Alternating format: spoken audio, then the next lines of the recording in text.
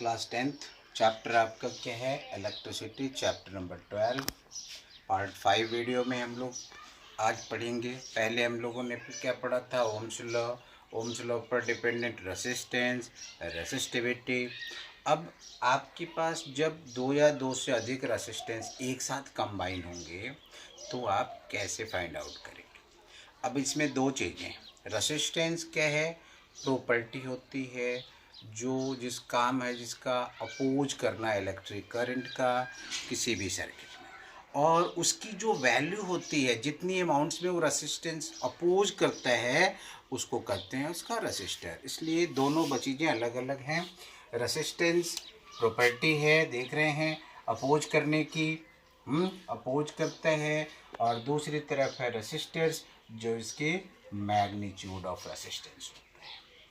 अब इस तरह से आप जान गए, जैसे हमने कह दिया 2 ओम 3 ओम 5 ओम तो रेसिस्टर की वैल्यू है, और प्रॉपर्टी इसका नाम हो गया रेसिस्टेंस। अब रेसिस्टर्स को कंबाइन करने के दो तरीके हैं, सीरीज कम्बिनेशन और पैरेलल कम्बिनेशन।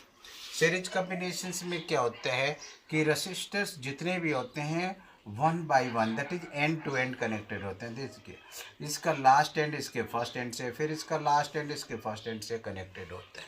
पहचानने का तरीका क्या है, जो हम लोग बैटरी यूज करते हैं वहाँ से करंट का फ्लो करेंगे। अगर सेम करंट का फ्लो होता है तो वो सीरीज कम्बिनेशन में कहलाता है। पोटेंशियल डिफरेंस ईच रेसिस्टर्स का अलग अलग होता है।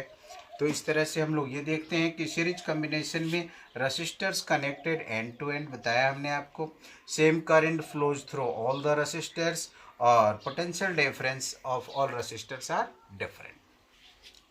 अब ये आपने देख लिया कि R1 R2 3 रेसिस्टर्स हैं जो सीरीज में कनेक्टेड हैं। इससे ओम्स लॉ आपको याद है कि V = IR होता है। यहाँ R तीनों रेसिस्टेंस के बदले एक रेसिस्टेंस है, मतलब तीनों की मैग्नीट्यूड के बदले एक रेसिस्टेंस हम यूज करते हैं, और इसलिए इसको कह देते हैं इक्विवेलेंट रेसिस्टर्स। तो ये देखेंगे V = IR, तो V1 कितना हो गया IR1, V2 IR2, V3 IR3। चूँकि यही पोटेंशियल तीन पार्ट में बटा हुआ है तो V1 V2 V3 V IR के बराबर है IR1 IR2 IR3। I को कॉमन ले लिया, दोनों तरफ से कट गया, वैल्यू हो गया R1 R2 R3। अगर हमारे पास बहुत सारे होंगे तो सबको एक साथ कनेक्ट कर लेंगे, इसीलिए हम लोग कह देते हैं कि सीरीज कम्बिनेशन में जो इक्विवेलेंट रेसिस्टर्स होता है is equal to the sum of all individual resistors. दूसरे में अब हम लोग बात करेंगे पैरेलल कम्बिनेशन। तो पैरेलल कम्बिनेशन में क्या होता है, देखिए तीन, ये R1 R2 R3 तीन रेसिस्टर्स हैं, सबका पहला एंड देखो, इसका पहला एंड, दूसरा एंड, सबका पहला एंड एक पॉइंट पर और सबका दूसरा एंड एक पॉइंट पर कनेक्टेड होता है। यहाँ से जो हमारे पास करंट अगर आई है तो ये तीन पार्ट में बढ़ जाता है, मतलब करंट इसमें डिफरेंट हो जाता है लेकिन वोल्टेज सेम रहता है।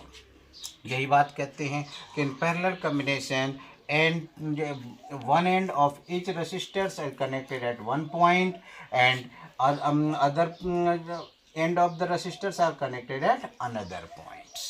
दूसरा है different currents flows through each resistor. देखिए I1 I2 I3 करंट इसमें बढ़ जाता है, पाथ का डिस्ट्रीब्यूशन होता है। तीसरी तरफ potential difference of each resistors is constant, potential difference सबका सेम होता है क्योंकि ये दोनों एक ही पॉइंट से कनेक्टेड होते हैं।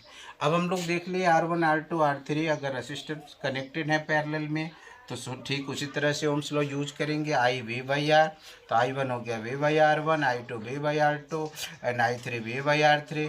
टोटल जो करंट है I तीन पार्ट में बट गया था, तो I1 I2 I3 सबका कॉम्बिनेशन ले लेंगे, V/R V/R1 V/R2 V/R3। V constant quantity है, cancel, 1/R 1/R1 1/R2 1/R3। इस तरह से हम लोग ये देखते हैं कि इंडिविजुअल जो हमारे पास रेसिस्टेंस जितने भी हैं उस सब का रेसिप्रोकल का सम इक्विवेलेंट रेसिस्टेंस देता है। यही बात हम लोग कहेंगे कि in parallel combination the reciprocal of equivalent resistors is equal to the sum of reciprocal of individual resistor. अगर हमारे पास n रेसिस्टर हो जाएं तो भी हम लोग इसको कर सकते हैं 1/R1 1/R2 1/R3 1/R4 and so on 1/Rn। Parallel combination हमेशा रेसिस्टर्स की वैल्यू को डिक्रीज करने के लिए यूज करते हैं, और सीरीज कम्बिनेशन हमेशा इंक्रीज करने के लिए करते हैं। हमारे घरों में जो कम्बिनेशन यूज किया गया है वो होता है पैरेलल कम्बिनेशन। क्यों होता है इसके बारे में चर्चा हम लोग नेक्स्ट चैप्टर में करेंगे पूरा फुल कम्बिनेशंस के साथ। ओके, और पैरेलल कम्बिनेशन तो उसमें अब इस पर थोड़ा सा हम लोग न्यूमेरिकल्स देखेंगे, कैसे आप पहचानेंगे और कैसे इसके क्वेश्चंस को सॉल्व करेंगे। देखिए, ये हमारे पास पहला रेसिस्टर, दूसरा, तीसरा। अब यहाँ से हम सबसे पहले करते क्या है कि करंट का फ्लो सोचेंगे। यहाँ से देखिए, जो करंट यहाँ है वही करंट यहाँ है, वही करंट यहाँ है, वही करंट यहाँ है, तो इसका मतलब ये सीरीज में है। और इसको निकालने का तरीका अभी हम लोग पढ़े थे, जितने भी रेसिस्टर्स होंगे सबको जोड़ देंगे, R1 R2 R3, तो 5 ओम प्लस 2 ओम प्लस 3 ओम, टोटल हो गया 10 ओम। दूसरे क्वेश्चन में देखिए, अब हमारे पास ये फिगर गिवन है और इससे हमें इक्विवेलेंट रेजिस्टेंस निकालना है। तो क्या करेंगे, सबसे पहले यहाँ से करंट का फ्लो हमने देखी, ये दो पार्ट में बट गया। दो पार्ट में बटने का मतलब जैसे ही पाथ चेंज हो जाता है तो पैरेलल कम्बिनेशन में आता है। तो सबसे पहले हम इसकी वैल्यू को निकालेंगे, जो आपको याद है 1/R 1/R1 प्लस 1/R2। तो यहाँ से ले लेंगे 1/2 प्लस 1/2, वैल्यू हो गया 2/2 1 ओम। अब इसकी वैल्यू कितनी हो गई 1 ओम और इसकी वैल्यू 3 ओम। देखिए सेम करंट का फ्लो है तो इस तरह से सीरीज में हो जाता है। तो हम लोग सीधा सीधा जोड़ देते हैं, 1 ओम प्लस 3 ओम, ये हो गया 4 ओम के।